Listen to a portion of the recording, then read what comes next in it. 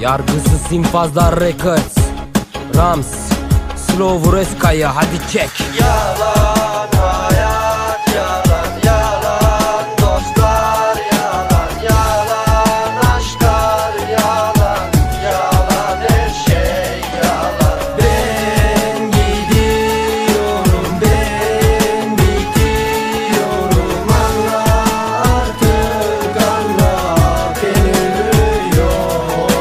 Şimdi dinle beni iki gözüm, seni çok seviyordum. Şimdi ne oldu da senden böyle soğudum? Aksaray sen beni anla, aldandım ben bir sahte sevgiye. Çözüm bulamaz oldum ben bu acıya.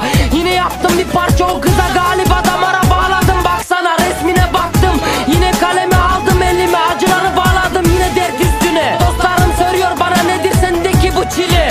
Bilmiyorlar ki ben aşkın hayallerine dalıyorum içince. Duydum ki ağlıyormuş benim bu sözlerime, herkes söyler oldu bir kahve için üzülme diye. Ama bilmezler ben şifa bulamam.